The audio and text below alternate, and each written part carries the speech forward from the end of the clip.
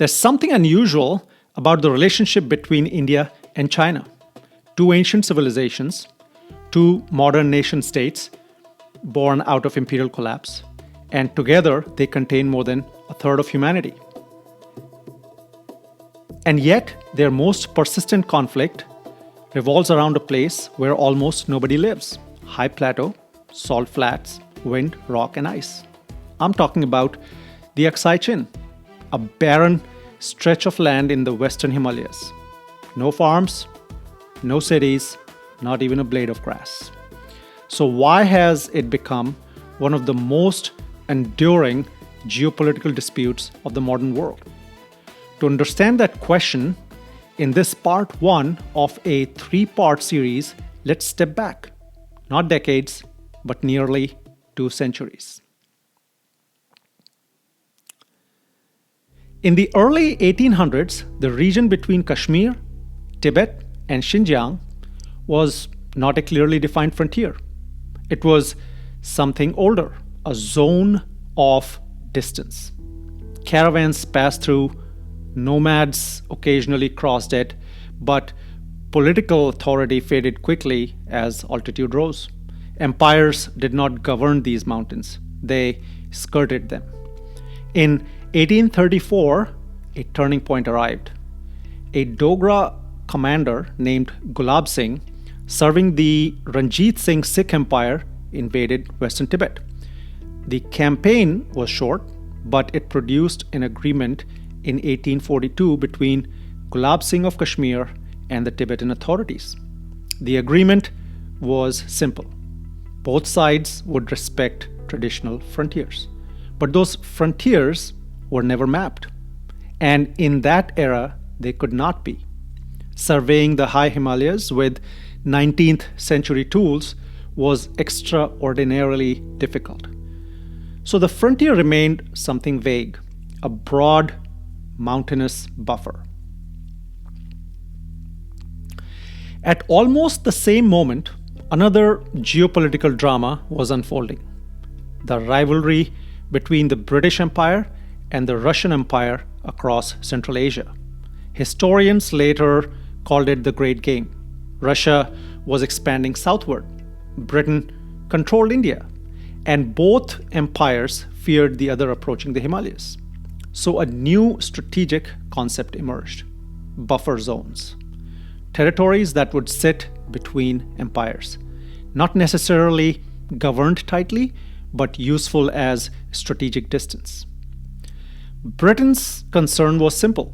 If Russia moved through Xinjiang, it might eventually approach Kashmir, the northern gateway to British India. So the British strategists attempted something unusual. Wherever possible, they encouraged the Qing dynasty or the Qing Empire, modern China, to extend authority southward, creating a buffer between Russian and British spheres. This is exactly how narrow corridors such as the Wakhan corridor in Afghanistan were created. Not because local populations demanded them, but because empires preferred distance between their armies. During the late 1800s, something critical happened. Frontiers that had once been vague were increasingly drawn on maps. And once lines appear on maps, they begin to acquire political meaning. Around 1892, the Qing officials produced maps. And these maps suggested that Qing, or the Chinese territory, extended south to the Karakoram Pass. This is exactly what the British wanted, but the mapping itself was uncertain. You see, the surveyors were not trained geographers. Much of the terrain east and west of the Karakoram Pass had never been measured. As a result, the maps extended claims into areas that had never been clearly governed, including the Aksai Chin. British officials now faced a strategic choice. Some argued that Aksai Chin should remain a buffer space with Tibet, so that Russia has to think twice before invading yet another country. Others believed Britain should formally include it within its territory of Jammu and Kashmir to prevent future Russian advances. At the very least, they could cede it to Russia during negotiations if it came to that. Over several decades, the British cartographers therefore produced multiple competing boundary proposals.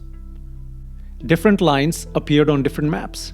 Some placed Aksai Chin within Kashmir, others assigned it to Tibet, and at least one proposal attempted a land swap with the Qing. But Peking, now Beijing, never formally responded, partly because the Qing Empire itself was in turmoil. The late Qing dynasty was collapsing. Revolutions, warlords, and foreign powers fragmented authority.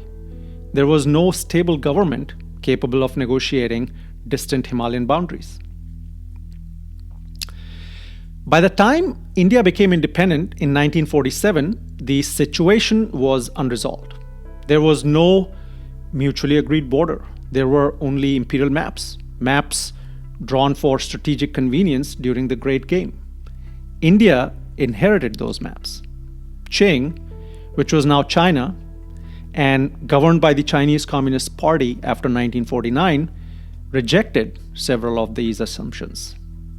Beijing argued that, first, Tibet had no authority to sign border agreements with foreign powers, and second, historical travel routes across the Aksai Chin linked Xinjiang and Tibet, which meant the region had strategic value for China, especially once a road was constructed there in 1950. And that is when a cartographic ambiguity hardened into a geopolitical conflict. The dispute was no longer about old survey lines. It was about sovereignty. Two nearly independent states, each seeking to define the boundaries of their nationhood. At first glance, the conflict seems puzzling. Why would two civilizations argue over a place so inhospitable? But the land itself is not the real issue. The real issue is historical inheritance. Imperial strategies created buffer zones. Cartographers turned those buffer zones into lines. Post-colonial states inherited those lines as national borders. And once borders become symbols of sovereignty, compromise becomes difficult. Because territory is rarely just territory. It is also memory, legitimacy, and status. Here's the crux of this story. Many modern border disputes are not ancient rivalries. They are unresolved administrative decisions made by empires that no longer exist. India and China are now negotiating the consequences of maps drawn by others. Despite periodic tensions, the deeper reality is this: neither civilization historically defined itself through these mountains. The Himalayas were never meant to be front lines. They were meant to be distance between worlds. Perhaps the long arc of diplomacy will eventually rediscover that old wisdom. This has been Origins, where we step back from the noise of current events and examine the deeper historical structures that still shape our world. Please share and subscribe. In part 2, we will talk about the McMahon line. Until next time.